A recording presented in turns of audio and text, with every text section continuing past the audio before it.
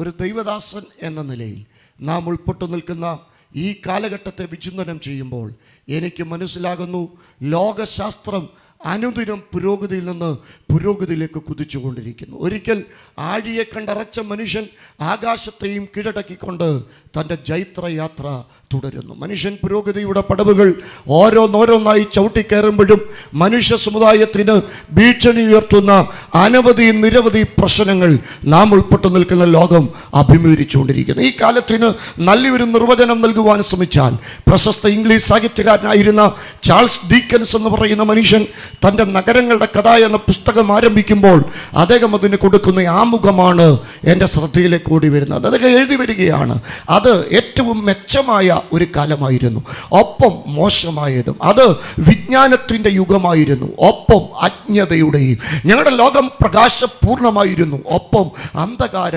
നിബിഡവും. ഞങ്ങളുടെ മുമ്പിൽ എല്ലാ വാതിലുകളും തുറന്നവയായിരുന്നു, ഒപ്പം എല്ലാം അടഞ്ഞതും. ഒരു കാലഘട്ടത്തിൻ്റെ രണ്ട് വശങ്ങളെയാണ് മഹാനായ സാഹിത്യകാരൻ തൻ്റെ തൂലിക കൊണ്ട് കോറിയിടുന്നത്. നാമായിരിക്കുന്ന ഈ കാലവും ഇതിൽ നിന്നൊന്നും ഒട്ടും വിഭിന്നമല്ല. ഒരു വശത്ത് മനുഷ്യർ വെള്ളം കുടിച്ചു മരിക്കുന്നു, അടുത്ത സ്ഥലത്ത് മനുഷ്യർ വെള്ളം ഇല്ലാതെ മരിക്കുന്നു, ഒരിടത്ത് മനുഷ്യർ ആഹാരം കഴിച്ചു മരിക്കുന്നു, മറ്റൊരിടത്ത് മനുഷ്യർ ആഹാരം ഇല്ലാതെ മരിക്കുന്നു, ഒരിടത്ത് മനുഷ്യരെ മഞ്ഞ് കൊല്ലുന്നു, മറ്റൊരിടത്ത് മനുഷ്യരെ മഴ കൊല്ലുന്നു. ആകെപ്പാടെ വൈരുദ്ധ്യങ്ങൾ നിറഞ്ഞ ഒരു ലോകം. ഈ കാലഘട്ടത്തിൽ ആരും സുരക്ഷിതരല്ലെന്ന് കാലഘട്ടം പുതിയ വാർത്തകൾ നമുക്ക് മനസ്സിലാക്കി തരിക. പ്രിയപ്പെട്ടവരെ, നമ്മുടെ റോഡുകൾ എത്രമാത്രം വിശാലമാകുന്നു, അപ്പോൾ തന്നെ അവിടെ അപകടങ്ങളുടെ പരമ്പരകൾ പെരുകുക. വീടുകൾ വലുതാകുന്നു, അപ്പോൾ തന്നെ മോഷണങ്ങളുടെയും കൊലപാതകങ്ങളുടെയും കുറ്റകൃത്യങ്ങളുടെയും എണ്ണം ഭയങ്കരമായിട്ട് പെരുകുന്നു. വീടുകളും റോഡുകളും മാത്രമല്ല, മനുഷ്യൻ ഏറ്റവും സുരക്ഷിതമെന്ന് കരുതിയ ഒരു സ്ഥലം പോലും മനുഷ്യന് പാർപ്പിന് അനുകൂലമല്ലാത്ത ഒരു കാലം. ഇന്ന് മലയാള സാഹിത്യത്തെ കൈപിടിച്ചുയർത്തി അത്തിച്ചകൊടിയിൽ എത്തിക്കുന്നതിൽ പരമാർത്ഥ പങ്കുവഹിച്ച കവിയ ചെങ്ങമ്പുഴ കൃഷ്ണപിള്ള സാറ്. അദ്ദേഹത്തോട് ആരോ ഒരിക്കൽ ചോദിച്ചു, അല്ലയോ കവി, നിങ്ങളുടെ അഭിപ്രായം പറ, നിങ്ങളുടെ അഭിപ്രായത്തിൽ മനുഷ്യൻ ഏറ്റവും സുരക്ഷിതനായിരിക്കുന്നത് എവിടെയാ? ജനനം മുതൽ മരണം വരെയുള്ള മനുഷ്യ ജീവിത ചക്രം പരിശോധിച്ച മഹാനായ കവി തൻ്റെ കവിതയിൽ പാടി, മനുഷ്യൻ ഏറ്റവും സുരക്ഷിതനായിരിക്കുന്നത് അവനവൻ്റെ അമ്മയുടെ ഉദരത്തിലായിരിക്കുന്ന, അവനവൻ്റെ അമ്മയുടെ ഗർഭപാത്രത്തിലായിരിക്കുന്ന ആ 10 മാസമാണ് മനുഷ്യ ജീവിതത്തിലെ ഏറ്റവും സുരക്ഷിതമായ കാലം. പക്ഷെ കാലം മാറിയപ്പം, കാലഘട്ടം മാറിയപ്പം, കാലത്തിൻ്റെ കണക്ക് പുസ്തകം നമ്മുടെ മുമ്പിൽ തുറന്നിടുന്ന കാഴ്ച, മനുഷ്യൻ ഏറ്റവും സുരക്ഷിതമെന്ന് കരുതിയ അമ്മയുടെ ഉദരം പോലും മനുഷ്യന് പാർപ്പിന് അനുകൂലമല്ലാത്ത ഒരു കാലത്തും അങ്ങനെ ഒരു ലോകത്തും നാം ആയിരിക്കുക. ഇന്ത്യൻ മെഡിക്കൽ കൗൺസിലിൻ്റെ അംഗീകാരത്തോട് ഓരോ 5 വർഷത്തിലും കടന്നു വരുന്ന അബോർഷനുകളുടെ അഥവാ ഗർഭചിത്രങ്ങളുടെ ഏകദേശ കണക്ക് പരിശോധിച്ചാൽ ലോകത്തിലാകമാനം ഒരു 5 വർഷത്തിനകത്ത് അമ്മമാരുടെ ഉദരങ്ങളിൽ കൊല്ലപ്പെടുന്നത് 5 കോടി കുഞ്ഞുങ്ങളാണ്. അതിനകത്ത് തന്നെ 65 ലക്ഷം കുഞ്ഞുങ്ങൾ ഭാരതത്തിലെ അമ്മമാരുടെ ഉദരങ്ങളിലാണ് കൊല്ലപ്പെടുന്നത്. ഞാൻ പറഞ്ഞതിൻ്റെ താല്പര്യം, മനുഷ്യൻ പ്രിയപ്പെട്ടവരെ, മനുഷ്യൻ ഏറ്റവും സുരക്ഷിതമെന്ന് കരുതിയ അമ്മയുടെ ഉദരം പോലും അവന് പാർപ്പിന് അനുകൂലമല്ലാത്ത ഒരു കാലം. എന്നാൽ ഇന്ന് രാത്രി ഈ ടെന്റിനകത്തിരിക്കുന്ന ദൈവമക്കൾക്ക് ഒരു സുരക്ഷിതത്വം അവകാശപ്പെടാനുണ്ട്. അതല്ലേ നമ്മുടെ ധൈര്യം. എത്ര പേർക്ക് തിരുവചനത്തിൽ നിന്ന് സങ്കീർത്തനക്കാരൻ്റെ കൂട്ടുപിടിച്ച് ധൈര്യത്തോടെ പറയുവാൻ കഴിയും, പർവ്വതങ്ങൾ ഇളകിയാലും, അത് ഇളകിയിട്ട് വെള്ളത്തിൽ പോയി വീണാലും, അതിൻ്റെ കോപം കൊണ്ട് വെള്ളം ഇരച്ച് കയറിയാലും ഞാൻ ഭയപ്പെടത്തില്ല, കാരണം എൻ്റെ തലയിലെ മുടി പോലും നന്നായി എണ്ണി അറിയുന്ന മഹാദൈവത്തിൻ്റെ തിരുസാന്നിധ്യത്തിൻ്റെ മുമ്പിൽ ഇരിക്കുന്നതിൽ സന്തോഷമുള്ള ദൈവമക്കൾ ആ കരം ഉയർത്തിപ്പിടിച്ച് ഒന്ന് ശക്തിയോടെ ദൈവത്തിന് സ്തോത്രം ചെയ്തു തുടങ്ങാമോ? നമ്മെ നന്നായി അറിയുന്ന ദൈവം, നമ്മുടെ ഇന്നലകളെ അറിയുന്ന ദൈവം, നമ്മുടെ ഇന്നിനെ അറിയുന്ന ദൈവം, നമ്മുടെ ഇന്നലകളെ ഇന്നുകളെയും മാത്രം അറിയുന്ന ഒരു ദൈവം അല്ല നമ്മുടെ ദൈവം. നമ്മുടെ നാളകളെ കുറിച്ച് കൃത്യമായ അറിവുള്ള ദൈവം. ഞങ്ങളുടെ പ്രിയപ്പെട്ട സഹോദരങ്ങളൊക്കെ പാടുന്ന ആ മനോഹരമായ പാട്ട്, താൻ വാഴുകയാൽ ആകുലം ഇല്ല, നാളെ എന്ന ഭീതിയില്ല. മനുഷ്യൻ ഭയന്ന് നിൽക്കുമ്പോൾ ഈ ഭയമൊക്കെ എപ്പോഴും മാറുന്നത് ഭയത്തിൻ്റെ മുമ്പിൽ മലയാളത്തിലെ ആ എന്ന അക്ഷരം വരുമ്പം അതെന്തായിട്ട് മാറും? അഭയമായിട്ട് മാറും.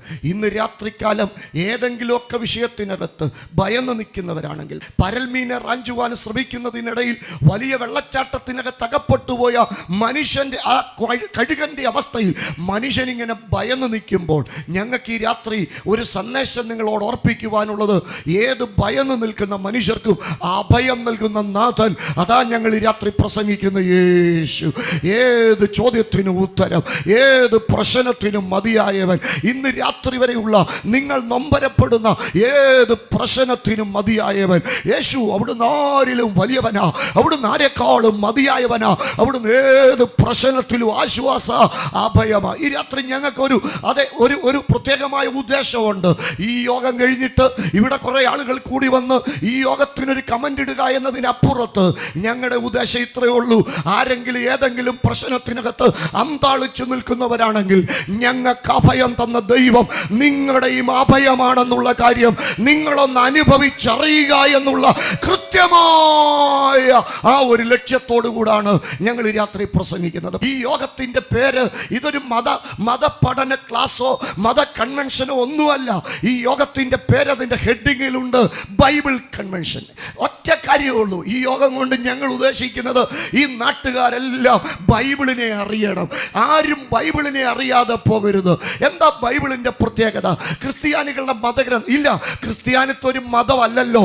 ക്രിസ്ത്യാനിത്വം ഏക മാർഗമല്ലേ. മറ്റൊരാളിലും രക്ഷയില്ല. രക്ഷപ്പെടാൻ ആകാശത്തിന്റെ കീഴിൽ ഭൂമിയുടെ മുകളിൽ മനുഷ്യരുടെ ഇടയിൽ നൽകപ്പെട്ട ഏക നാമമായ യേശു ക്രിസ്തു. അത് ഞാൻ ചുമ്മാതെ പറയുകയൊന്നുമല്ല.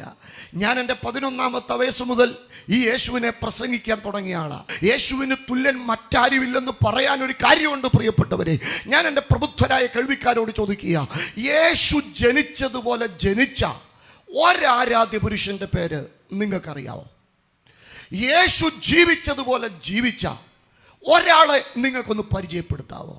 യേശു പഠിപ്പിച്ചതുപോലെ പഠിപ്പിച്ച, യേശു സ്നേഹിച്ചതുപോലെ സ്നേഹിച്ച ഒരാൾ, യേശുവിനെ ലോകം ഉപദ്രവിച്ചതുപോലെ ഉപദ്രവിക്കപ്പെട്ട മറ്റൊരാൾ, യേശുവിനെ ലോകം ക്രൂശിൽ നിന്നിറക്കി അടക്കിയതുപോലെ അടക്കം ചെയ്യപ്പെട്ട വേറൊരാൾ.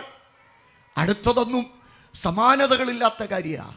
ഞാൻ പ്രസംഗിക്കുന്ന ഈ യേശു ഉയർത്തെഴുന്നേറ്റതുപോലെ ഉയർത്തെഴുന്നേൽക്കപ്പെട്ട വേറൊരാൾ. ഭാരതത്തിന്റെ സ്വാതന്ത്ര്യത്തിന് വേണ്ടി അഹോരാത്രം അധ്വാനിച്ച ഭാരതത്തിന്റെ പുണ്യപുരുഷനാ മഹാത്മാഗാന്ധി. മഹാത്മാവ് മരിച്ചതിന്റെ 3ാമത്തെ ദിവസം അദ്ദേഹത്തിന്റെ കല്ലറയുടെ മുമ്പിൽ ഭാരതത്തിന്റെ പൂങ്കുലെന്ന് വിശേഷിപ്പിക്കുന്ന സരോജിനി നായിഡു കടന്നു വന്നു. അവർ കടന്നു വന്നിട്ട് വിളിച്ചു പറഞ്ഞ വാക്കുകൾ ഭാരത ചരിത്രത്തിൽ ഒരിക്കലും മറക്കുവാൻ കഴിയാത്ത വാക്കുകളാ. അവർ പറഞ്ഞു തുടങ്ങിയത് ഇങ്ങനെയാ: അല്ലയോ മഹാത്മാവ്, അങ്ങ് ജനിച്ചത് വേണ്ടി ഭാരതത്തിന് വേണ്ടിയാ, അങ്ങ് ജീവിച്ചത് ഭാരതത്തിന് വേണ്ടിയാ, അങ്ങ് വിയർപ്പൊഴുക്കിയത് ഭാരതത്തിന് വേണ്ടിയാ, അങ്ങയുടെ വിയർപ്പിന്റെ വിലയോ ഭാരതത്തിന്റെ സ്വാതന്ത്ര്യം. അങ്ങ് വിയർപ്പിലൂടെ ഭാരതത്തിന് സ്വാതന്ത്ര്യം സമ്മാനിച്ചതുകൊണ്ട് അങ്ങ് ഞങ്ങളുടെ ആരാധ്യ പുരുഷനാ. ഇവിടുത്തെ വർഗീയ ലഹളകൾ അടിച്ചമർത്തുവാൻ ഈ തെരുവിൽ അങ്ങ് രക്തം ചിന്തിയത് കൊണ്ട് അങ്ങ് ഞങ്ങളുടെ ആരാധ്യ പുരുഷൻ മാത്രമല്ല, അങ്ങ് ഞങ്ങളുടെ ദൈവം കൂടാ. അങ്ങൊരു കാര്യം മനസ്സിലാക്കുക, അങ്ങയെപ്പോലെ ഒരു ആരാധ്യ പുരുഷൻ അങ്ങകലെ പാലസ്തീനിൽ 2000-ൽ പരം വർഷങ്ങൾക്ക് മുമ്പ് കിരാതന്മാർ അവന് ക്രൂശ് കൊടുത്തു. ആ ആരാധ്യ പുരുഷന്റെ പേര് യേശു എന്നായിരുന്നു. അദ്ദേഹം മരിച്ചതിന്റെ 3ാമത്തെ ദിവസം അദ്ദേഹം ഇരുന്ന കല്ലറ തുറന്ന് അദ്ദേഹം പുറത്തു വന്നു. വാ, പുറത്തു വാ, അങ്ങക്ക് ഇനിയും ഈ രാജ്യത്ത് ഒത്തിരി കാര്യങ്ങൾ ചെയ്യുവാനുണ്ട്. എന്നെ കേൾക്കുന്ന പ്രിയപ്പെട്ടവരെ, മഹാത്മാവിന്റെ കല്ലറ ഈ വാക്കുകളോട് പ്രതികരിച്ചില്ല. ഭാരതത്തിന്റെ പൂങ്കുലായ സരോജിനി നായിഡുവിന്റെ വാക്ക് അന്തരീക്ഷത്തിൽ ഇപ്പോഴും വെറും പാഴ്വാക്കായിട്ട് കിടക്കുക. പക്ഷെ ഞാൻ ഇന്ന് രാത്രി പ്രസംഗിക്കുന്ന എന്റെ യേശുവിന്റെ കല്ലറ അത് അടയപ്പെട്ട കല്ലറയല്ലോ, അത് തുറക്കപ്പെട്ട കല്ലറയാ. യേശു ഇന്നും കല്ലറയിൽ ആയിരുന്നെങ്കിൽ ഈ യോഗത്തിന്റെ ആദ്യത്തെ രാത്രിക്ക് ആരാധനാ യോഗമെന്ന് ഞങ്ങൾ പേര് പറയത്തില്ലായിരുന്നു. യേശു ഇന്നും കല്ലറയിലായിരുന്നെങ്കിൽ ഈ യോഗത്തിന് ഞങ്ങൾ അനുശോചന യോഗമെന്ന് പേര് പറയത്തുള്ളായിരുന്നു. കാരണം ഇവിടുത്തെ മഹാന്മാരുടെ, ഇവിടുത്തെ ആൾ ദൈവങ്ങളുടെ, ഇവിടുത്തെ രാഷ്ട്രീയ മത നേതാക്കന്മാരുടെ ഒക്കെ കല്ലറയുടെ മുമ്പിൽ ആൾക്കാർ ആണ്ടുതോറും കടന്നു വന്ന് പുഷ്പചക്രവും അനുശോചനവും കഴിച്ച് മടങ്ങുമ്പോൾ ഇന്ന് രാത്രി നാം ഇവിടെ വന്നിരിക്കുന്നത് യേശുവിന് അനുശോചനം കഴിക്കാനല്ല. കൃപ പ്രാപിച്ച ദൈവമക്കൾ ഉറക്കപ്പോറ ഉലകം മകാന്മാരകിലരും ഒരുപോൽ കല്ലറടകത്തുറങ്ങുമ്പോ യേശുവിനെ ആരാധിക്കുന്നതിൽ സന്തോഷമുള്ള പ്രിയപ്പെട്ടവർ ആ കരം ചേർത്ത് തട്ടി ദൈവത്തിന് സ്തോത്രം ചെയ്യാവോ? യേശു ഉയർത്തതുപോലെ ഉയർത്തിയ ഒരാളില്ല. യേശു മടങ്ങി വരാമെന്ന് പറഞ്ഞതുപോലെ മടങ്ങി വരാമെന്ന് പറഞ്ഞു മറ്റൊരാളില്ല. ഇല്ല ഇല്ല, ഇവനെ പോലെ ആരാധ്യൻ ആരുമില്ല. ഇവന്റെ ഒപ്പം നിൽക്കാൻ ഒരൊറ്റയാളുമില്ല. യേശുക്രിസ്തുവിനെ കുറിച്ച് മാത്രമേ ഞങ്ങൾക്ക് പറയാനുള്ളൂ. ഞങ്ങളെല്ലാം പരിമിതരായ മനുഷ്യരാ. ഈ രാത്രി ഇവിടുന്ന് അങ്ങോട്ട് പോകുന്ന വഴിക്ക് അകത്തേക്ക് പോയ ശ്വാസം പുറത്തേക്ക് വരുവാൻ കഴിയാത്ത ഏതെങ്കിലും അസ്വസ്ഥത ശരീരത്തിൽ വന്നാൽ നിങ്ങളെ പോലെ തന്നെ മരണം വരിക്കുന്ന മനുഷ്യരാ ഞങ്ങള്. പക്ഷെ ഇന്ന് രാത്രി അമർത്യതയുള്ള ഒരു നാഥനെ ഞങ്ങൾക്ക് ഉയർത്താനുണ്ട്. അവിടുത്തെ പേരാ ശ്രീ യേശുക്രിസ്തു. യേശുക്രിസ്തുവിനെ കുറിച്ചുള്ള സന്ദേശമാ ബൈബിളിന്റെ സന്ദേശം. ഞാൻ മുമ്പേ പറഞ്ഞതുപോലെ ക്രിസ്ത്യാനികളുടെ ഒരു മതഗ്രന്ഥമല്ല ബൈബിൾ. ഈ രാത്രി ഈ യോഗത്തിന് മറ്റു പല പേരുകളും പല സ്ഥലങ്ങളിലും ഞാൻ കേൾക്കാറുണ്ട്. പക്ഷെ എനിക്ക് ഏറ്റവും സന്തോഷം തോന്നി. ഇതിന്റെ സംഘാടകരെ ഞാൻ അഭിനന്ദിക്കുക. ഈ യോഗത്തിന്റെ പേര് തന്നെ ബൈബിൾ കൺവെൻഷൻ. എന്താ ബൈബിളിന്റെ പ്രത്യേകത? ലോകത്തിൽ 96ഓളം വാതകങ്ങളുണ്ട്. ഹൈഡ്രജൻ, നൈട്രജൻ, ഓക്സിജൻ, ഹീലിയം തുടങ്ങി 96ഓളം വാതകങ്ങൾ. അതിനകത്ത് പ്രിയപ്പെട്ടവരെ, മനുഷ്യന് ശ്വസിക്കാൻ ദൈവം തന്നിരിക്കുന്ന ഒരൊറ്റ വാതകം. ഞങ്ങളുടെ റാന്നിലൊക്കെ ഓക്സിജനാ. ഇവിടോ അന്ന് വന്നപ്പം മുതൽ ഞാൻ അതാ ശ്വസിക്കുന്നത്. അതിന് സബ്സ്റ്റിറ്റ്യൂട്ടായിട്ട്, അതിന് പകരമായിട്ട് മറ്റൊന്ന് ഉണ്ടോ? ഇല്ല. ഇതുപോലെ ദൈവത്തിന്റെ വചനത്തിന് പകരം നിൽക്കുന്നതൊന്നും ലോകത്തിൽ വേറെ ഇല്ല. എന്താ ഈ പുസ്തകത്തിന്റെ പ്രത്യേകത? ഈ പുസ്തകത്തിന്റെ പ്രത്യേകത പ്രസംഗിക്കണമെങ്കിൽ കുറഞ്ഞത് 7 രാത്രി വേണം. സ്തോത്രം. എങ്കിലും ചുരുക്കി ഞാൻ പറയാം. സ്തോത്രം. ഇവിടെ ഒരു നല്ല സമയമുണ്ട്. അധ്യക്ഷൻ അത് എന്നോട് പറഞ്ഞിട്ടുണ്ട്. ആ സമയത്ത് തന്നെ ഞാൻ നിർത്തും. കാരണം ഈ അടുത്ത സമയത്ത് ഒരു പുസ്തകം ഞാൻ വായിച്ചു. ഇംഗ്ലണ്ടിലെ ഒരു പള്ളി, കുറെ കുരുത്തം കെട്ട പിള്ളേരെല്ലാം കൂടെ ആ പള്ളിയുടെ മുമ്പിൽ ഒരു നോട്ടീസ് ബോർഡ് ഒട്ടിച്ചു വെച്ചു. എഴുതി വച്ചിരിക്കുക, സമയത്ത് പ്രസംഗിച്ച് തീർക്കുന്നവർ ഭാഗ്യവാന്മാർ, എന്തുകൊണ്ടെന്നാൽ അവർക്ക് പിന്നീട് വീണ്ടും വരാമെന്ന്. അപ്പം സമയത്ത് തീർക്കുക എന്നുള്ളത് നിങ്ങളെക്കാട്ടിൽ എൻ്റെ ഉദ്ദേശമാണ്. സ്തോത്രം. അതുകൊണ്ട് വേഗം ബൈബിളിൻ്റെ 7 പ്രത്യേകത 1, 2, 3 ഞാൻ പറയാം. ഈ പുസ്തകം പോലെ പുരാതനത്വമുള്ള ഒരു പുസ്തകം ലോകത്തിൽ പറയുണ്ടോ? പുസ്തകങ്ങൾക്ക് സുദീർഘമായ ഒരു കാലപ്പഴക്കമൊന്നുമില്ല. അശ്രദ്ധമായ ഒരു കൈവിരല് പുസ്തകത്താളുകളെ കീറിക്കളയുന്നതാ. വെള്ളം പുസ്തകത്തെ അലിയിച്ചു കളയുന്നതാ. തീ പുസ്തകത്തെ കത്തിച്ചു കളയുന്നതാ. ചിതൽ പുസ്തകത്തെ ദഹിപ്പിച്ചു കളയുന്നതാ.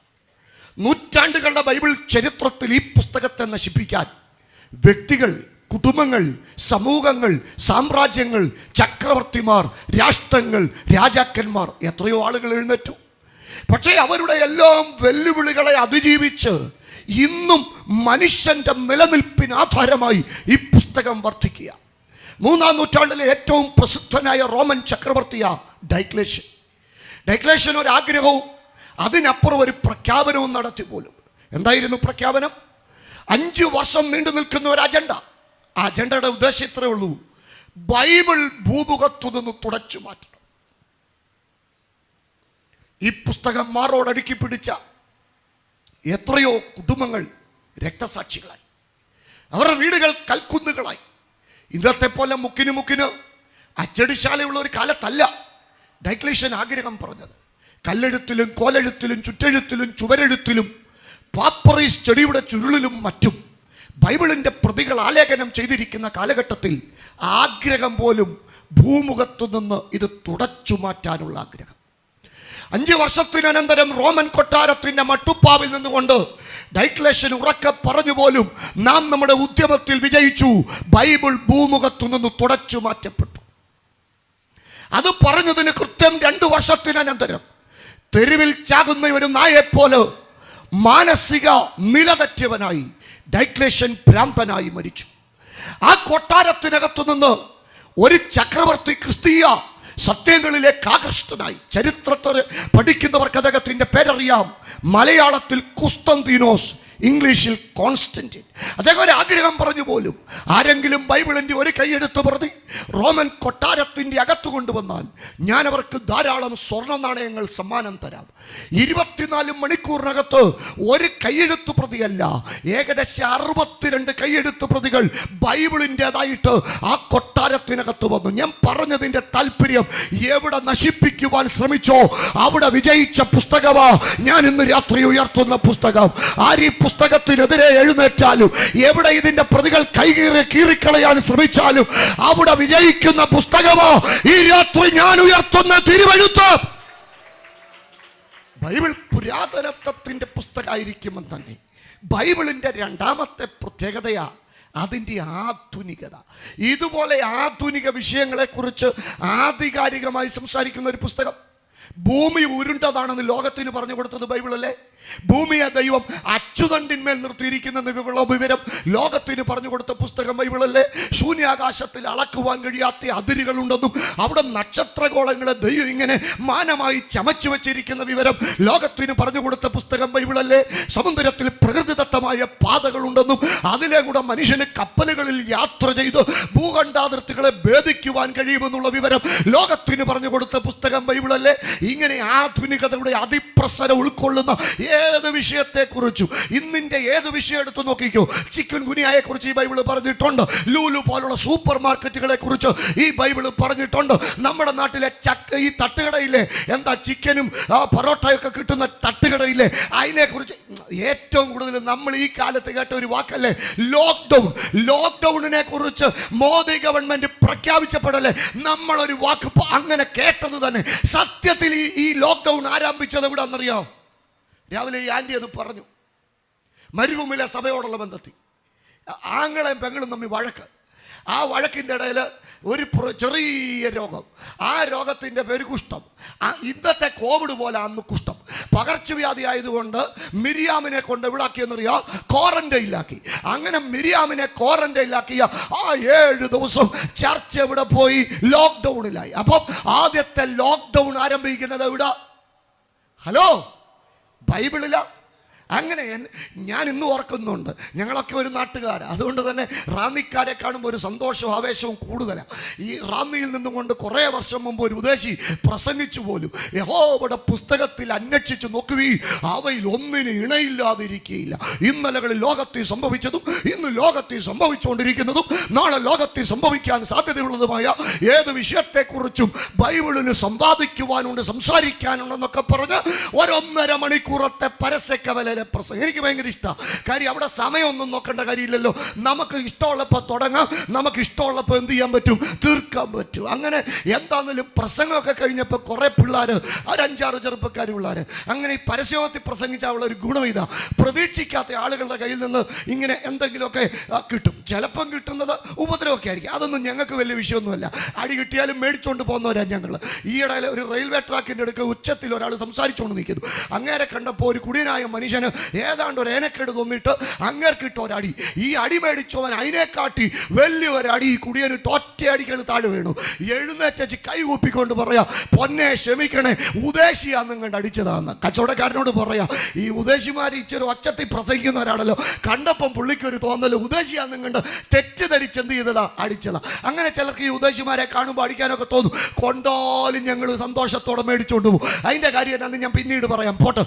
അപ്പോൾ എന്താന്നേലും ഇവർ അദ്ദേഹത്തെ ചായ കുടിക്കാൻ വിളിച്ചു. ചായ കുടിക്കാനിരിക്കുന്നതിൻ്റെ കൂട്ടത്തിൽ ഉദ്ദേശിയോട് ചോദിക്കുക, പസ്റ്ററെ നിങ്ങൾ പറഞ്ഞില്ലേ നിങ്ങൾ പ്രസംഗിക്കുന്ന ബൈബിളിനകത്ത് എല്ലാം ഉണ്ടെന്ന്? അത് ഞാൻ പറഞ്ഞതാ. അങ്ങനെയാണ് എനിക്കൊരു സംശയം. ഞാനിവിടെ കോടതി പ്രാക്ടീസ് ചെയ്യുന്ന വക്കീല, എൻ്റെ കൂട്ടുകാരായി വരല്ല.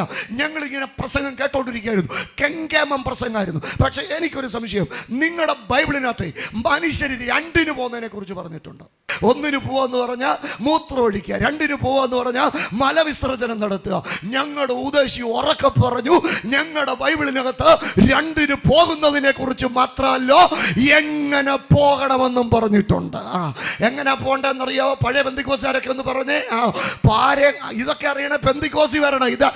ഈ മറ്റുള്ളിടത്തൊക്കെ ഇത് അങ്ങനെ പറയത്തില്ല. ഈ കാര്യങ്ങളൊക്കെ അറിയണം. ഞങ്ങളുടെ ഇടയ്ക്ക് വന്നാൽ ഇതൊക്കെ അറിയാൻ പറ്റത്തുള്ളൂ. പാരയും കൊണ്ട് പാളയത്തിന് പുറത്തു പോകണം. എന്നിട്ട് മണ്ണി കുഴിയെടുത്ത് കാര്യം സാധിച്ചേച്ച് മണ്ണിട്ട് മൂടിയേച്ച് തിരിച്ചു വരണം. ഈ മാലിന്യ പ്ലാന്റ് വിളപ്പിൽശാലയിൽ പരാജയപ്പെട്ടത് 2004. അന്ന് ഉമ്മൻചാണ്ടി സാറ് കമ്മീഷനെ വെച്ച് മാലിന്യം എങ്ങനെ നിർമ്മാർജ്ജനം ചെയ്യണമെന്ന വിഷയത്തെക്കുറിച്ച് ചർച്ച ആരംഭിച്ചത് പോലും. പക്ഷെ ഞങ്ങൾ പ്രസംഗിക്കുന്ന ബൈബിള് 4000 കൊല്ലം മുമ്പ് ലോകത്തോട് വിളിച്ചു പറഞ്ഞു. ബൈബിള് അത് പറയുക, മാലിന്യം നിർമ്മാർജ്ജനം ചെയ്യണം. എവിടെ നിർമ്മാർജ്ജനം ചെയ്യണം? ഭൂമിക്കടിയിൽ നിർമ്മാർജ്ജനം ചെയ്യണം. അത് മാത്രമല്ല, അത് ജൈവ മാലിന്യങ്ങൾ മാത്രമേ നിർമ്മാർജ്ജനം ചെയ്യാൻ പറ്റത്തുള്ളൂ. പ്ലാസ്റ്റിക് പോലുള്ള കരമാലിന്യങ്ങൾ പ്രകൃതിക്ക് വിപത്താണ്, വരും തലമുറയ്ക്ക് ആപത്താണെന്ന് പറഞ്ഞ ഒരേ ഒരു പുസ്തക, പ്രിയപ്പെട്ടവരെ, ഞങ്ങൾ രാത്രി ഉയർത്തുന്ന ഈ പുസ്തകം ബൈബിൾ പുരാതനത്വത്തിൻ്റെ പുസ്തക, ബൈബിൾ ആധുനികതയുടെ പുസ്തക. ഇനി ബൈബിളിൻ്റെ മൂന്നാമത്തെ പ്രത്യേകതയാ ഇതിൻ്റെ വ്യത്യസ്തത. ചരിത്ര ഗ്രന്ഥമാണോ എന്ന് ചോദിച്ചാൽ ഹിസ്റ്ററി എന്ന വാക്കുണ്ടായത് തന്നെ ഹിസ്റ്റോറി എന്ന വാക്കിൽ നിന്ന്. ആരുടെ സ്റ്റോറിയാണെന്നറിയോ? അവൻ്റെ കഥ. ആരുടെ കഥയാ? നിത്യതയിലെ നിത്യനിർണയപ്രകാരം പിതാവിനാൽ അഭിഷക്തനായി, കാലത്തിൻ്റെ തികവിൽ കന്യകയിൽ ജാതനായി, കാനാവിൽ നിന്ന് പ്രവർത്തികൾ ആരംഭിച്ച് കാൽവറി വരെ അത് തുടർന്ന് 8 അടി വീതിയും 12 അടി നീളവും 84 കിലോയുമുള്ള ക്രൂശും ചുമന്ന് 14 പ്രാവശ്യം വീണുമെന്നിട്ട് കൽവറിയിൽ കടന്നിയെന്ന് കൽക്കരം കലിരും പണിക്ക് വിരിച്ചു കൊടുത്ത് കാളവണ്ടി ചക്രത്തിന്റെ വലിപ്പമുള്ള കല്ലറയുടെ വാതില് ഉരുട്ടി ഉയർത്തെഴുന്നേറ്റ് ഇന്നും പിതാവിന്റെ വലതുഭാഗത്ത് തന്റെ പ്രിയപ്പെട്ടവർക്ക് വേണ്ടി മധ്യസ്ഥത അണയ്ക്കുന്നവനും എത്രയും താമസമില്ല കൃപ പ്രാപിച്ച ദൈവമക്കൾ ഉറക്കപ്പറ തന്റെ വിശുദ്ധന്മാരെ ചേർക്കാൻ മധ്യാകാശത്തിൽ മടങ്ങി വരുന്നവനുമായ അവന്റെ കഥ ഇവനെ പോലെ അറിവില്ല. ഇവന്റെ നീക്കാൻ ഒരാളുമില്ല. ചരിത്ര ഗ്രന്ഥാണെന്ന് ചോദിച്ചാൽ ചരിത്ര ഗ്രന്ഥ, ശാസ്ത്രീയ ഗ്രന്ഥാണെന്ന് ചോദിച്ചാൽ ശാസ്ത്രത്തിൻ്റെ ഏത് ഊരാക്കുടുക്ക് അഴിക്കാൻ ബൈബിളിന് കഴിയും. കണക്ക്, ആയുസിൻ്റെ കണക്ക് പറയുന്ന ഒരു പുസ്തകം ഇതുപോലെ വേറെയില്ല. ബൈബിളിൻ്റെ മൂന്നാമത്തെ പ്രത്യേകതയാ വ്യത്യസ്തത. ഇനി ബൈബിളിൻ്റെ നാലാമത്തെ പ്രത്യേകത ഇതിൻ്റെ സ്വാധീനതയാ. ഇത് ചെന്ന നാട്ടിലെല്ലാം മനുഷ്യർ മാറിയിട്ടുണ്ട്. ഇന്നത്തെ ലോകത്തിൻ്റെ 2 അപകടം പിടിക്കുമ്പോഴാണ് ബൈബിളിൻ്റെ സ്വാധീനത നമുക്ക് മനസ്സിലാകുന്നത്. ഒന്ന്, മനുഷ്യരൊക്കെ ദൈവങ്ങളാകുന്നു. മറ്റൊന്ന്, മനുഷ്യരൊക്കെ മൃഗങ്ങളെക്കാൾ മൃഗങ്ങളാകുന്നു. അല്ലേ? മനുഷ്യർ ദൈവമാകുന്നു. ആൾ ദൈവങ്ങളുടെ ഒക്കെ എണ്ണം നമ്മുടെ നാട്ടിലൊക്കെ പെരുക. ഈ അടുത്ത സമയത്ത് ഒരാൾ ദൈവത്തെ അറസ്റ്റ് ചെയ്തതിൻ്റെ പേരിൽ 37 പേര് കൊല്ലപ്പെട്ടു. 5 സംസ്ഥാനങ്ങളിൽ 144 പ്രഖ്യാപിച്ചു. അപ്പം ഞാൻ ഓർക്കുകയായിരുന്നു, കന്യാകുമാരി മുതൽ കാശ്മീർ വരെ എല്ലാവരെയും കൂടെ അറസ്റ്റ് ചെയ്ത സുനാമിയിൽ ഉണ്ടായതിൽ കൂടുതൽ ആൾനാശം ഇന്ത്യ സംഭവിക്കത്തില്ല പ്രിയപ്പെട്ടവരെ. മനുഷ്യർ ദൈവമാകുന്നു. അതുപോലെ വേറൊരു പ്രശ്നം, മനുഷ്യരാരാകുന്നു? മൃഗാകുന്നു. മാനത്തോടിരിക്കുന്ന മനുഷ്യൻ, വിവേകഹീനനായ, നശിച്ചു പോകുന്ന ഈ കൊമ്പനാനെ പിടിയാനെ കുത്തിക്കൊല്ലുന്നത് കേട്ടിട്ടുണ്ടോ? പൂവൻകോഴി പെടക്കോഴിയെ കൊത്തിക്കൊല്ലുന്നത് നിങ്ങൾ കേട്ടിട്ടുണ്ടോ? ആൺപോയിലും പെൺമൊയിലെ കടിച്ചു കൊല്ലുന്നത് ഇല്ല ഇല്ല ഇല്ല ഇല്ല. പക്ഷേ സ്വന്തം കുഞ്ഞുങ്ങളെയും ഭാര്യയൊക്കെ മൃഗങ്ങളെക്കാൾ അതപ്പതിച്ച മനുഷ്യൻ ഇങ്ങനെ കൊല്ലുമ്പം ഞങ്ങളിന്ന് രാത്രി സന്ദേശം പറയാ, മനുഷ്യർ മൃഗാകുന്ന ലോകത്തി, മനുഷ്യരെ ദൈവമാകുന്ന ലോകത്തി ഞങ്ങൾ ഒരാളെ പരിചയപ്പെടുത്തുകയാണ്. ദൈവമായിരുന്നു ആള്, മനുഷ്യനായിട്ട് ലോകത്തിൽ വന്നു. സാർത്തർ എന്ന് പറയുന്ന നിരീശ്വരവാദി ലോകത്തോട് ചോദിച്ച ചോദ്യ, ദൈവത്തിന് മനുഷ്യനാകാൻ പറ്റുമോ? ദൈവം മണ്ണിലിറങ്ങുമോ? ദൈവം തൻ്റെ സ്ഥാനം ഉപേക്ഷിക്കുക. പിന്നെ പഞ്ചായത്ത് മെമ്പർ സ്ഥാനം ഉപേക്ഷിക്കത്തില്ല, പിന്നെ ആ ദൈവം അല്ലേ? എന്നിട്ട് അങ്ങേര് പറയുക, ഒരു ദൈവം എന്നെ തേടി സ്ഥാനം ഉപേക്ഷിച്ച് മണ്ണി വന്ന അത് മാത്രം മതി എനിക്ക് ആ ദൈവത്തെ സ്നേഹിക്കാൻ. അബൂബസ്മൂസ് എന്ന് പറയുന്ന ദൈവശാസ്ത്രജ്ഞൻ പറയാ, 1000 ഉണ്ണി 1000 ബേദലഹേമി പിറന്നാലും നിന്റെ ഉള്ളിൽ അവൻ മനുഷ്യനായി പിറക്കുന്നില്ല. ഇതാ ക്രിസ്ത്യാനിത്വം പഠിപ്പിക്കുന്നത്. ഇതാ ഞങ്ങൾക്കും പറയാനുള്ളത്. മനുഷ്യർ ദൈവമാകുന്ന ലോകത്തിൽ, മനുഷ്യർ മൃഗാകുന്ന ലോകത്തിൽ മനുഷ്യരാകുക. ഞാൻ ചോദിക്കട്ടെ, യഥാർത്ഥ പെന്തക്കോസ്തുകാരെ നിങ്ങൾ കണ്ടിട്ടുണ്ടോ? അവർ കള്ളം പറയത്തില്ല. അവർ ട്രാൻസ്പോർട്ട് ബസ് കല്ലെറിഞ്ഞ് പൊട്ടിക്കത്തില്ല ഹർത്താലി. അവരതിരു മാന്തത്തില്ല. അവർ കോടതി കേസ് പോത്തില്ല. നിങ്ങളുടെ ഇരിപ്പോണ്ടിട്ട് നിങ്ങളാരും ആ കൂട്ടത്തിലല്ലെന്ന് എനിക്ക് തോന്നുന്നു. ഞാൻ റാന്നിലൊക്കെ പഠിക്കുന്ന കാലത്ത് കേട്ടിട്ടുള്ളൊരു കാര്യം, ഒരു പെന്തക്കോസ്തുകാർ അവർ കള്ളം പറയത്തില്ല. കാര്യം എന്നാണെന്നറിയോ? ഈ പുസ്തകത്തിൻ്റെ പ്രത്യേകത, ഇത് മനുഷ്യനാകാൻ നിർബന്ധിക്കുന്ന പുസ്തകം. മനുഷ്യത്വം മാക്സിമം പ്രകടിപ്പിക്കാൻ മനുഷ്യനെ നിർബന്ധിക്കുന്ന പുസ്തകം. ഈ യോഗം പോലും ഒരു മനുഷ്യത്വത്തിൻ്റെ ഭാഗമാണ്. കാരണം ഈ റെയിൽവേ ട്രാക്കിൽ ഒരു അപകടം കണ്ടാൽ മനുഷ്യത്വമുള്ളവർക്ക് അത് പറയാതിരിക്കാൻ പറ്റുമോ? നിങ്ങളെ സംബന്ധിച്ചിടത്തോളം മനുഷ്യരല്ലേ ഈ ജാതിയും മതമൊക്കെ തിരിക്കുന്നത്. സത്യത്തിൽ ജാതിയൊക്കെ ഉണ്ടോ? ഞാൻ ഈ അടുത്ത സമയത്ത് തിരുവനന്തപുരത്ത് ഒരു യോഗത്തിൽ പ്രസംഗം കഴിഞ്ഞ് ഇറങ്ങിയപ്പോൾ പറഞ്ഞു, രാഷ്ട്രീയ വൈരത്തിൻ്റെ പേരിൽ ഒരു കൊലപാതക ശ്രമം, ഒരാളിന് ഭയങ്കരമായിട്ട് വെട്ടേറ്റിരിക്കുന്നു. അപ്പം അന്ന് ഹർത്താലിൽ നിന്ന് രക്ഷപ്പെടാൻ വേഗം വാഹനം എടുത്ത് തിരുവല്ലയിൽ വന്നു. പിറ്റേ ദിവസം എൻ്റെ ഫേസ്ബുക്ക് പേജ് നോക്കിയപ്പോൾ കണ്ടു, ഇന്നലെ തിരുവനന്തപുരത്ത് വെട്ടേറ്റ ആളിന് B- ബ്ലഡ് ആവശ്യമുണ്ട്. B-. എൻ്റെ ബ്ലഡ് B-. പെട്ടെന്ന് കണ്ട നമ്പറിലേക്ക് ഞാൻ വിളിച്ചു. അന്നേരം അവർ പറഞ്ഞു, സാറേ ഇന്നും നാളെ ഉള്ളത് സേഫാണ്, അടുത്ത ദിവസം ആവശ്യം വരുവാണെങ്കിൽ ഉറപ്പായിട്ടും ഞങ്ങൾ വിളിക്കും. അന്നേരം ആളിൻ്റെ പേരൊക്കെ കേട്ടപ്പോൾ എനിക്ക് തോന്നി ജാതിപരമായിട്ട് ഒരു ഇച്ചിരി ഉയർച്ചയിലുള്ള ഒരു ജാതിപ്പെട്ട ആളായിട്ടാണ് എനിക്ക് തോന്നി. അന്നേരം ഞാൻ ആ ആളിനോട് ചോദിച്ചു, ഞാനിങ്ങനെ പെന്തക്കോസ്ത് എന്ന് പറയുന്ന ഒരു ചർച്ചിലെ ഒരു സുവിശേഷകനാണ്, എൻ്റെ ബ്ലഡ് സ്വീകരിക്കുന്നതിന് ജാതിപരമായിട്ട് നിങ്ങൾക്ക് എന്തെങ്കിലും തടസ്സം? അന്നേരം അങ്ങനെ എന്നോട് ചോദിക്കുക, നിങ്ങൾ എന്നെ കണ്ണിച്ചോരയില്ലാത്ത വർത്താനായി പറയുന്നത്, ചോരയ്ക്ക് എന്നാ ജാതിയാണ്? സത്യമല്ലേ? ചോരയ്ക്ക് ജാതിയുണ്ടോ? കണ്ണീരിന് കളറുണ്ടോ? എൻ്റെ പൊന്നു പ്രിയപ്പെട്ടവരെ, നിങ്ങളും ഞങ്ങളുമെല്ലാം ഒരേ ജാതിയിൽപ്പെട്ടവരാ. നിങ്ങളാരും ദൈവമില്ലാത്തവരായിട്ട് നിത്യനരകത്തിൽ പോകരുതെന്നുള്ള ഒരൊറ്റ ലക്ഷ്യമായി യോഗം. ബൈബിളിൻ്റെ 4-ാമത്തെ പ്രത്യേകത അതിൻ്റെ സ്വാധീനതയാണ്. ബൈബിളിൻ്റെ 5-ാമത്തെ പ്രത്യേകത അതിൻ്റെ ഐക്യതയാണ്. അതൊന്നും ഞാൻ പറയുന്നില്ല. ബൈബിളിൻ്റെ 6-ാമത്തെ പ്രത്യേകത അത് നൽകുന്ന ആശ്വാസമാണ്. ഈ 1-ാമത്തെ രാത്രി അതിനോട് ചേർന്ന ഞാനിങ്ങനെ നിൽക്കുന്നത്. ബൈബിൾ നൽകുന്ന ആശ്വാസം. ബൈബിൾ ലോകത്തോട് ചോദിക്കുന്ന വലിയൊരു ചോദ്യമുണ്ട്, പെറ്റതള്ള തൻ്റെ കുഞ്ഞിനെ മറക്കുമോ? ഒരു സ്ത്രീ താൻ പ്രസവിച്ച കുഞ്ഞിനോട് കരുണ കാട്ടാതിരിക്കുമോ? അവളും മറന്നാലും ഞാൻ നിന്നെ മറക്ക. സാധാരണ അമ്മയല്ല കേട്ടോ, പ്രസവിക്കുന്ന അമ്മ. ഒരു സ്ത്രീ അനുഭവിക്കുന്നതിൽ ഏറ്റവും വലിയ വേദന, ഒരു സ്ത്രീ എന്നല്ല, ഒരു മനുഷ്യന് താങ്ങാൻ പറ്റുന്നതിൽ ഏറ്റവും വലിയ, ഡോക്ടറൊക്കെ ഇവിടെ ഇരിപ്പുണ്ട്, അവരൊക്കെ പറയും വേദന ഇങ്ങനെ യൂണിറ്റിലാണ് കണക്ക് കൂട്ടുന്നത്. സാധാരണ മനുഷ്യന് താങ്ങാൻ പറ്റുന്ന വേദന 47 യൂണിറ്റാണ്. 48 യൂണിറ്റ് വേദന വന്ന ആളിൻ്റെ ബോധം പോകും. അതുകൊണ്ട് നമ്മൾ പറയാറുണ്ട്, ഞാൻ നോക്കി നിന്നപ്പോഴായിരുന്നു ആളിൻ്റെ ബോധം പോയത്. കാര്യം എന്നാ? 48 യൂണിറ്റ് വേദന.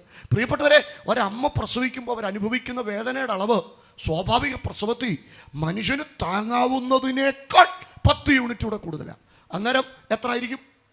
57 യൂണിറ്റ്. വൈദ്യശാസ്ത്രത്തിൻ്റെ അനുമാനം അനുസരിച്ച് മനുഷ്യ ശരീരത്തിലെ 20 പച്ച അസ്ഥികൾ ഒരുപോലെ ഒടിയുകയോ അതിൻ്റെ സ്ഥാനം തെറ്റുകയോ ചെയ്യുമ്പോൾ ഉണ്ടാകുന്ന വേദനയാണ് പ്രസവവേദന. ഈ സമയത്ത് അമ്മയുടെ ബോധം പോകുന്നുണ്ടോ? നിങ്ങളുടെ ഇരിപ്പുണ്ടിട്ട് ഒരു പരിചയമില്ലാത്ത പോലെ ഇരിക്കുന്നത്. ചോദിച്ചു, വേദനിച്ചുകൊണ്ടിരുന്നപ്പോൾ നീ എന്താ ചിന്തിച്ചത്? അന്നേരം അവൾ പറയാ, കുഞ്ഞ് കരയുന്നുണ്ടോ എന്നാണ് ഞാൻ ചിന്തിച്ചത്. ഇതിനെ ഈ അമ്മ മനസ്സെന്ന് പറഞ്ഞത്. അമ്മ മനസ്സെന്ന് പറയുന്ന സാധനം സീരിയലൊന്നുമല്ല, അമ്മ മനസ്സെന്ന് പറയുന്നത് ഈ സാധനമാണ്. അപ്പം കരയുന്നുണ്ടെന്ന് അറിഞ്ഞപ്പോൾ പിന്നെ കുഞ്ഞാണാണോ പെണ്ണാണോ? അപ്പം ഇങ്ങനെ ഓർത്ത് പ്രസവിക്കുന്ന അമ്മ മറക്കുവോ?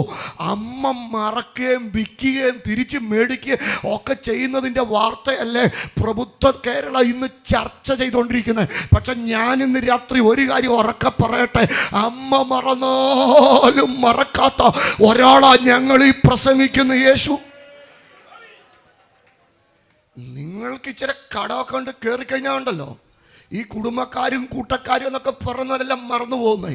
പക്ഷെ എൻ്റെ പൊന്നു പ്രിയപ്പെട്ടവരെ, ആരും മറന്നാലും മറക്കാത്ത ഒരാളാണ് ഞാൻ. ബൈബിളിൽ ചോദിക്കുന്ന വേറൊരു ചോദ്യമുണ്ട് കേട്ടോ.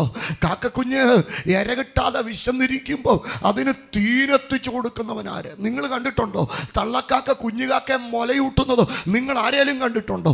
നമ്മൾ ആകപ്പാടെ കണ്ടിട്ടുള്ള ഒരു കാര്യം, കുഞ്ഞുകാക്കയുടെ അണ്ണാക്കിലോട്ട് തള്ളക്കാക്ക ഏതാണ്ട് എന്ത് ചെയ്യുക, കാലത്ത് ഉച്ചയ്ക്കും 4 മണിക്കും വൈകിട്ടും ഇങ്ങനെ, പിന്നെ ലൂലൂന്ന് യൂസഫ് അലി സാർ ഇങ്ങനെ കൊടുത്തു വിടുവല്ലേ, കാലത്ത് ഉച്ചയ്ക്കും വൈകിട്ടും കൊടുക്കാൻ. പിന്നെ എന്നെ എടുക്കുക, അതാ കാക്ക അതിൻ്റെ അണ്ണാക്കിലോട്ട് ഇങ്ങനെ കൊത്തി കൊത്തുമ്പം ഈ കുഞ്ഞുകാക്ക എന്നെ എടുക്കുന്നറിയോ, വാ തുറന്നു ക്രാ ക്രാ ക്രാ അലയ്ക്കുമ്പോൾ അന്തരീക്ഷത്തിൽ നിന്ന് ഹൈഡ്രജനും നൈട്രജനും ഓക്സിജനും എല്ലാം കൂടി ഇതിൻ്റെ തൊണ്ടയ്ക്കോട്ട് കയറി ചെല്ലും. അങ്ങനെ കയറി ചെല്ലുന്ന നൈട്രജൻ ഇതിൻ്റെ തൊണ്ടയ്ക്ക് ദൈവം സെറ്റ് ചെയ്തിരിക്കുന്ന ഒരു പ്രത്യേകതര സ്രവവുമായിട്ട് കൂടിച്ചേരും.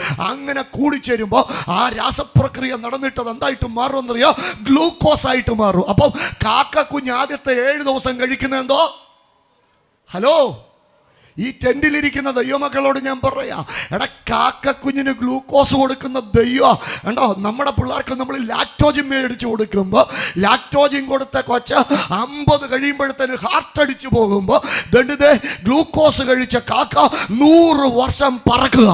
എടാ കാക്കയുടെ കുഞ്ഞിന് ഗ്ലൂക്കോസ് കൊടുക്കുന്ന ദൈവം ഈ രാത്രി ഞാൻ പ്രസംഗിക്കുന്ന ദൈവമെങ്കിൽ എൻ്റെ പ്രശ്നത്തിൽ ദൈവം ഇടപെടുമെന്ന് വിശ്വസിക്കുന്ന പ്രിയപ്പെട്ടവര് ചുമ്മാ ഒന്നും വിടത്തില്ല കേട്ടോ. ദൈവം വെറുതെ ഒന്നും വിടത്തില്ല. എൻ്റെ 3 മക്കൾ, ഇവർക്കൊക്കെ വളരെ അടുത്തവരുടെ സ്വഭാവമൊക്കെ അറിയാം. മൂത്തവന് ഈ കൊച്ചിലെ കുറേ വർഷം മുമ്പാണ് അവനിങ്ങനെ സൺഡേ സ്കൂളൊക്കെ പഠിക്കുക. അവന് ഈ നമ്മുടെ പിള്ളേരുടെ ഒരു പ്രത്യേകത എന്ന് പറഞ്ഞാൽ പഠിക്കുന്നതിനെക്കാട്ടി കൂടുതൽ അവരെ പറയുകയാണല്ലോ. അന്നേരം അവൻ്റെ സൺഡേ സ്കൂൾ ടീച്ചർ പരീക്ഷയുടെ ദിവസം അവനോട് ചോദിച്ചു, എടാ എഫോദ യേശുവിൻ്റെ വീട്ടിൽ യേശു ലാസറിൻ്റെ വീട്ടിൽ ചെന്ന് എന്നെ എടുത്തട, എൻ്റെ മൂത്ത മോൻ്റെ പേര് എഫോദെന്നാ. അന്നേരം അവൻ ചോദിക്കും, എന്തോ ബിജുവങ്ങൾ ഇതൊന്നും അറിയത്തില്ലേ, യേശു അങ്ങോട്ട് ചെന്നപ്പോൾ മുതലങ്ങ് ഏറ്റെടുത്തില്ലേ എന്ന് അവിടുത്തെ കാര്യം മുഴുവൻ. സത്യത്തിൽ അതല്ലേ ചെയ്തത്. ഇന്ന് രാത്രി നിങ്ങളുടെ ഇടനെഞ്ചിനകത്ത് കിടക്കുന്ന ആ നീറുന്ന നൊമ്പരമുണ്ടല്ലോ, അത് മനുഷ്യരൊക്കെ കണ്ടേച്ചു പോകും കേട്ടോ. പണ്ടെവിടെ വായിച്ചൊരു കഥയുണ്ട്. പോപ്പിന് ഭയങ്കര ഹൃദയാസ്വസ്ഥത. വാർത്ത കാട്ടുന്നീ പോലെ നാട് മുഴുവൻ പരന്നു. പോപ്പ് താമസിക്കുന്ന കൊട്ടാരത്തിൻ്റെ മട്ടുപ്പാവിൻ്റെ കീഴെ ആൾക്കാരെല്ലാവരും ഇങ്ങനെ ഒന്നിച്ച് നിന്നിട്ട് ഒരുപോലെ ഒരേ സ്വരത്തിൽ പറയാ, ഞങ്ങളുടെ പോപ്പിന് വേണ്ടി ഞങ്ങളുടെ ഹൃദയം എടുക്കൂ, ഞങ്ങളുടെ പോപ്പിന് വേണ്ടി ഞങ്ങളുടെ ഹൃദയം എടുക്കൂ. വെള്ളത്തെ നിലയിൽ നിന്ന് കണ്ട കർദിനാളിന് ആകെപ്പാട് അത്ഭുതം. കർദിനാൾ ചിന്തിക്കുക, അയ്യോ എല്ലാവർക്കും പോപ്പിനോട് ഇത്രയും സ്നേഹമോ. കർദിനാൾ ഉറക്കെ പറഞ്ഞു, വേണ്ട വേണ്ട, എല്ലാവരുടെയും ഹൃദയം വേണ്ട, ഒരാളുടെ ഹൃദയം മതി. അപ്പോഴത്തേന് ജനം അതിനെക്കാട്ടി ശക്തിയോടെ പറയാം, എൻ്റെ പോപ്പിന് വേണ്ടി എൻ്റെ ഹൃദയം എടുക്കൂ, എൻ്റെ പോപ്പിന് വേണ്ടി എൻ്റെ ഹൃദയം എടുക്കൂ. അന്നേരം കർദിനാൾ പെട്ടെന്ന് സോളമനെ പോലെ ബുദ്ധി പ്രയോഗിച്ചു. അദ്ദേഹം എന്തെന്നറിയാ, ഒരു കോഴിത്തുവൽ എടുത്ത് മേളിൽ നിന്ന് താഴോട്ടിട്ട് ഉറക്കെ പറഞ്ഞു, ആരുടെ മുകളിലേക്കാണോ ഈ കോഴിത്തുവൽ വീഴുന്നതോ അവരുടെ ഹൃദയമാണ് പോപ്പിന് വേണ്ടി എടുക്കാൻ പോകുന്നത്. നിർഭാഗ്യവശാൽ കോഴിത്തുവൽ ഇതുവരെ താഴെ വീണിട്ടില്ല. വരുന്നവര് വാഗോണ്ടിങ്ങനെ ഊതിപ്പറപ്പിക്കുക. അതിൻ്റെ ഇടയ്ക്ക് ആൾക്കാർ ഉറക്കെ പറയുന്നുണ്ട്, എൻ്റെ പോപ്പിന് വേണ്ടി എൻ്റെ ഹൃദയം എടുക്കൂ. ഇതല്ലേ മനുഷ്യൻ. ഇന്ന് രാത്രി ആരും മറന്നുപോയാൽ മറക്കാത്ത ഒരാളുണ്ടെന്ന്, അദ്ദേഹത്തിൻ്റെ പേരായി യേശു. ഈ രാത്രി ഈ ഇരിക്കുന്നിടത്തിനും ഒന്നുറക്കെ വിളിക്കാവോ, യേശുവേ എന്നുറക്കെ വിളി. ബൈബിളിൻ്റെ 6ാമത്തെ പ്രത്യേകത ആശ്വസിപ്പിക്കുന്ന പുസ്തകം. ബൈബിളിൻ്റെ 7ാമത്തെ പ്രത്യേകത ബൈബിൾ പ്രത്യാശ നൽകുന്ന പുസ്തകം.